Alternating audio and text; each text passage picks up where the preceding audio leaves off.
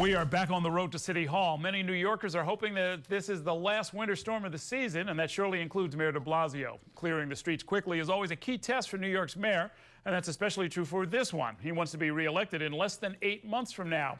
Our Josh Robin joins me now in the studio with more. Good evening, Josh. Good evening, Errol. You know, it's something of a ritual of the season, but it's coming a little late this year. Snow falls, New Yorkers complain about the snow, and then they judge how the mayor did in getting that snow out of the way. I guessed wrong on the weather before the city's biggest snowfall last winter, and that was a mistake. Yes, Mayor John Lindsay, it was. You let snow pile up in Queens. It killed 42 people and outraged the city. In the 48 years since, New York's mayor dispatches plows with John Lindsay's ghost hovering. A snowstorm can make or break any mayor.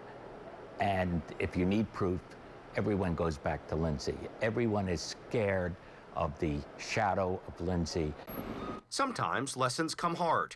Christmas week 2010, a blizzard lands. Where's Mayor Michael Bloomberg? By all accounts, Bermuda. Soon, a fifth of city ambulances are stuck.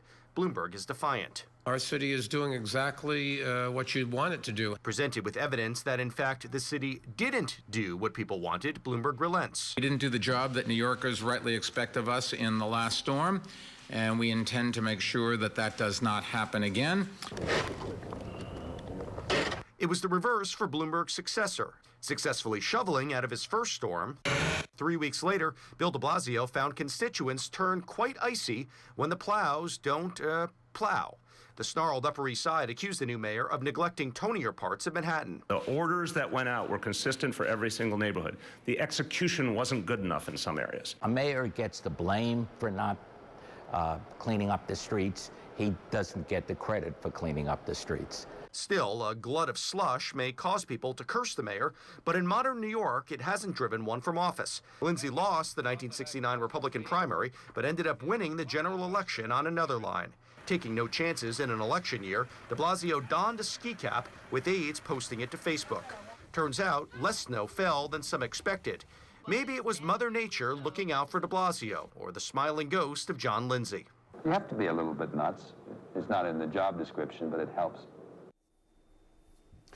Errol de Blasio is generally getting decent marks for the cleanup that I've heard, but tonight and tomorrow are going to be cold and therefore icy. We can safely say, for many reasons, the mayor is dispatching those salt spreaders. Meanwhile, everyone, be careful out there. Back to you. Yeah, be careful indeed. So now, Josh, as we look at this, a lot of the reaction that you get from people when they say, hey, the city was overly alarmist and they made us all go home and close the schools and so forth. We're not hearing that kind of blowback either, are we? No, I haven't heard that. I think that there's always going to be complaining. This is, after all, New York, and people like to gripe, particularly about weather. But, you know, I think that what I have heard, and it's not scientific, is that this was a decent balance. He got ahead of it. He canceled the schools with a good amount of lead time, so parents weren't scrambling too much. And, you know, I think that equally important, perhaps, to dispatching those plows is to warning people not to get on the roads. I mean, that's very important because the plows can get their jobs done a lot quicker, obviously, if there aren't cars stuck in the middle of it. So he did that as well. And of course, here in Chelsea is not representative of the city, but it was striking that there were really a lot of cars gone from the street, and those streets were getting plowed.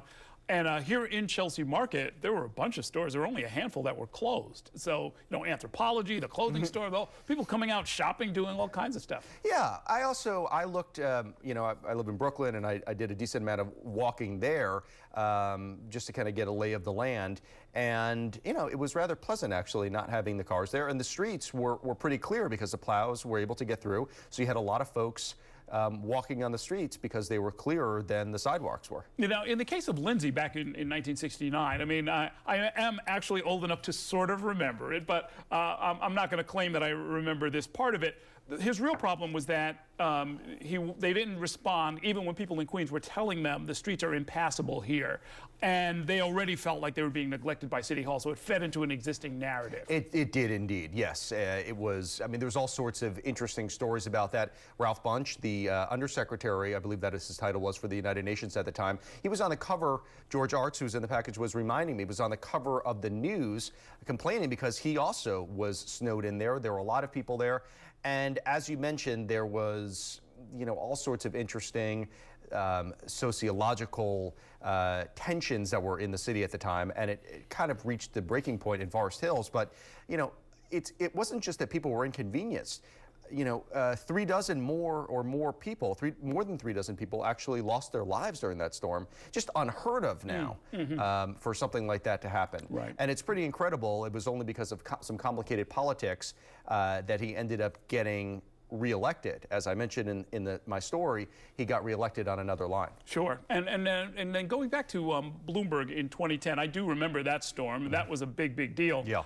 And what again fed into it was what made it such a problem for him is that it fed into people's narrative of him, which is that he's a billionaire, he's got a fleet of private jets, and he's off in Bermuda while the rest of us are digging out of the snow. Yeah, right? that's totally true. You know, that was a narrative for a while, and you know, we should remind everyone that it didn't harm his 3rd term.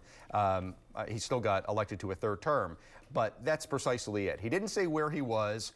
He kind of comes back and is huffy about it when he's asked about it. And then, you know, it was very botched. I remember that. There were all sorts of cars that were stuck on the street. And as I mentioned there, ambulances. It was another thing also. It wasn't just the plows, as I remember. It wasn't just that the plows didn't plow enough. It was that the word really didn't trickle down enough that people should not be driving.